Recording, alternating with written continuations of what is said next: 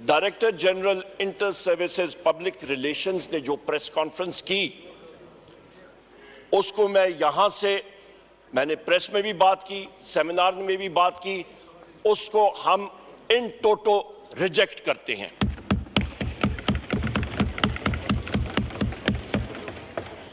जनाब स्पीकर, आपसे मैं गुजारिश करूंगा कि आप oath of an officer article 244 इस आइन की किताब का पेज नंबर 203 जरा मेरे साथ पढ़िएगा और देखिएगा। ये वो ओथ है जो कि हर एक कमीशन्ड ऑफिसर, नेवी का, एयरफोर्स का और पाक फौज का, जिस वक्त वो कमीशन हासिल कर रहा होता है, उनको ये लेना पड़ता है। और एकेडमी जूनियर अंडर ऑफिसर, उसने झंडा पकड़ा होता है और वहां पे ये ओथ पढ़ा जाता है। मैं पढ़ के आपको सुना देता हूं। I do solemnly swear that I will bear the faith and allegiance to Pakistan and uphold the Constitution of the Islamic Republic of Pakistan, which embodies the will of the people, that I will not engage myself in any political activities whatsoever, and that I will honestly and faithfully serve Pakistan in the Pakistan Army, Navy or Air Force as required by and under the law. May Allah Almighty help and guide me. Ameen. یہ وہ oath ہے جو D G I S P R نے press conference کی جناب speaker, وہ ایک political press conference تھی، اور یہاں پہ یہ انگریزی میں جس کو کننڈرم کہتے ہیں، ایک المیہ آ جاتا ہے۔ یہ ایک چیز پروف کرتا ہے کہ ان کے بیانیے میں ہی بائی پولر ڈس آرڈر ہے۔ ان کا بیانیہ خود ہی کنفیوژن کا شکار ہے، اور وہ انٹرفیئر کر رہے ہیں پولیٹیکل ریلم میں۔ Pakistan is are by law empowered to impose any tax or cess، یعنی کہ جناب اسپیکر، جو آئین اس پہ جو ریاست کی ڈیفینیشن ہے، وہ ادارہ ہے قومی اسمبلی، مرکزی حکومت، صوبائی حکومت، صوبائی اسمبلیز، ٹی ایم اے آپ کی تحصیل، میونسپل ایڈمنسٹریشن آپ کی، یا ٹاؤن کمیٹی جو آپ پہ ٹیکس امپوز کر سکتی ہے، وہ ریاست ہے۔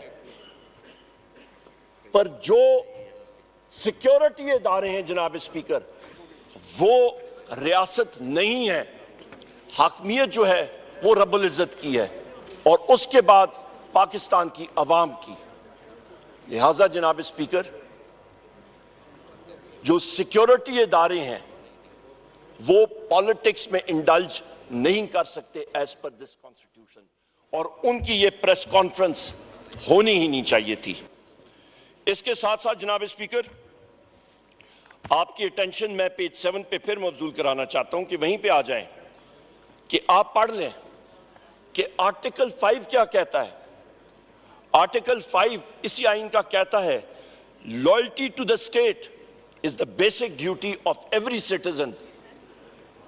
لہٰذا اسٹیٹ جس کی ڈیفینیشن میں نے آپ کے سامنے رکھ دی، جس پہ سیکیورٹی کے ادارے نہیں ہیں، وہ پارلیمنٹ ہے، وہ الیکٹڈ گورنمنٹس ہیں، وہ تحصیل میونسپل ایڈمنسٹریشن ہو سکتی ہے، ان کی طرف لائلٹی جو ہے وہ ہر ایک شخص، چاہے وہ مسلح افواج کا ممبر ہو یا وہ سیویلین ہو، وہ لازم ہے۔ اور مسلح افواج میں تو یہ باقاعدہ اوتھ لی جاتی ہے۔ سو لہٰذا جناب اسپیکر، اس پہ کوئی اس چیز کو، اس ریڈ لائن کو یا کراس کرے تو next article, the famous article 6 اس پہ نافذ ہوتا ہے جناب اسپیکر، جو ہائی ٹریزن کا ہوتا ہے۔ سو لہٰذا یہاں پہ بڑی کلیئرٹی ہونی چاہیے، اور آرٹیکل 6 بھی آپ یہاں پڑھ لیں۔ Any person who abrego right کر رہے تھے، جس وقت آپ اس وقت پریزائڈ نہیں کر رہے تھے، وہاں پہ بھی ہم نے یہی چیز اٹھائی تھی۔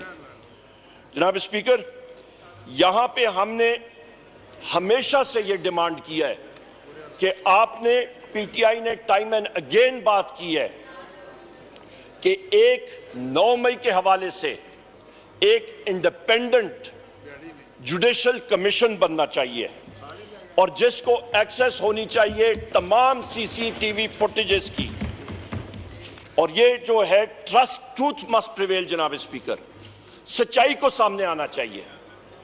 हम लोग आइन और कानून की बात कर रहे हैं, बिल्कुल ट्रूथ सामने आना चाहिए। मैं 19 पढ़ रहा हूँ जी। यहां पे जनाब स्पीकर DGISPR ने बात की कि प्रायर ईयर 19 पढ़ दूं पूरा जी?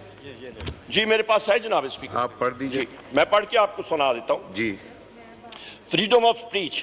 Every citizen shall have the right of freedom of speech and expression, and there shall be freedom of the press, subject to any reasonable restrictions. मुझे मालूम है आप जिस बात पे बात कर रहे हैं, imposed by law in the interest of the glory of Islam or the integrity, security or defense of Pakistan or any part thereof, friendly relations with foreign states, public order, decency, morality, or in relation to contempt of court, commission of incitement to any offense.